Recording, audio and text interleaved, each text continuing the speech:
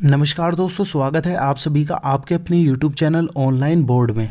तो दोस्तों आज की इस वीडियो में हम बात करने वाले हैं लेटर राइटिंग की आपकी कुछ टिप्स के बारे में कि आपको लेटर को कैसे लिखना है, आपका फॉर्मेट क्या रहेगा फॉर्मल लेटर का और इनफॉर्मल लेटर का। साथ ही दोस्तों आपको कुछ आज इंपॉर्टेंट टॉपिक्स मैं आपको बताऊंगा लेटर राइटिंग के, जो इस बार के एग्जाम में आपके आने की पूरी संभावना है। साथ ही दोस्तों वीडियो के आखिरी में मैं आपको बताऊंगा कि लेटर और एसे राइटिंग के लिए आपकी कौन सी बुक सबसे बेस्ट रहेगी।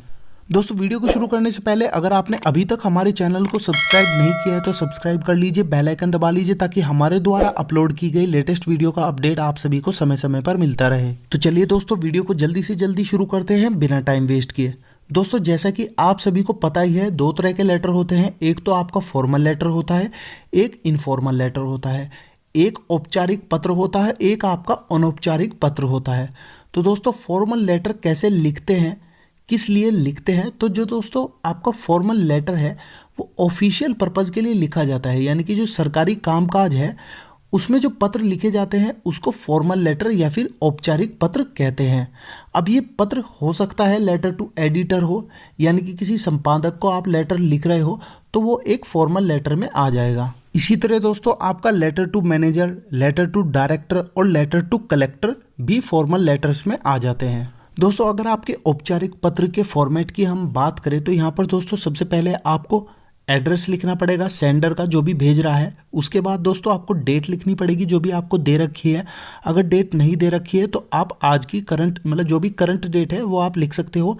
उसके बाद दोस्तों अगर आप किसी एडिटर को लिख रहे हो तो द एडिटर, और उसके बाद उसका जो भी एड्रेस है उसको आपको लिख देना है। उसके बाद दोस्तों आपको सब्जेक्ट लिख देना है, जो भी आपका सब्जेक्ट है उसको आपको मेंशन कर देना है। उसके बाद दोस्तों आपको रेस्पेक्टेड सर या फिर मैडम के बाद कोमा लगाकर अपने लेटर को शुरू कर देना है। अब दोस्तों इसको भी लिखने का आपका तरीका है, पहले तो दोस्तों आपको उस सब्जेक्ट के बारे में इंट्रोडक्शन लिखना है। उसके बाद दोस्तों आपको उसके बारे में डिटेल में समझाना है, और आखिरी में दोस्तों आपका क्या निष्कर्ष निकला या फिर क्या समाधान हो सकता है वो आपको लिखना है। एंड में दोस्तों आपको योर्स सिंसियरली करके अपना नाम वहाँ पर लिख देना है। अब बात कर लेते हैं दोस्तों आपके इनफॉर्मल लेटर के बारे में। जो भी आपके अनऑफिशियल पर्पज़ के लिए लेटर लिखे जाते हैं वो इनफॉर्मल लेटर्स में आ जाते हैं। जैसे कि आपका लेटर टू फैमिली मेम्बर, अगर आप किसी फैमिली मेम्बर को लेटर लिख रहे हो या फिर किसी दोस्त को लिख रहे हो या फिर किसी रिलेटिव को लेटर लिख रहे हो तो ये दोस्तों आपका इनफॉर्मल लेटर यानी कि अनौपचारिक पत्र में आ जाता है। अब दोस्तों इनफॉर्मल लेटर के फॉर्मेट की अगर हम बात करें तो सबसे पहले आपको सेंडर्स का एड्रेस लिख देना है, जो भी आपका भेजने वाला है उसका एड्रेस लिख देना है। और उसके बाद दोस्तों आपको डेट लिख देनी है, जो भी आपकी डेट दे रखी है, या फिर अगर आप डेट नहीं दे रखी है तो आप करंट डेट भी लिख सकते हो। उसके बाद दोस्तों आपको डियर रिलेटिव कोमा लगा के अपने लेटर को स्टार्ट कर देना है। आखिरी में दोस्तों आपको योर्स लविंगली लिखकर अपना नाम लिख देना है।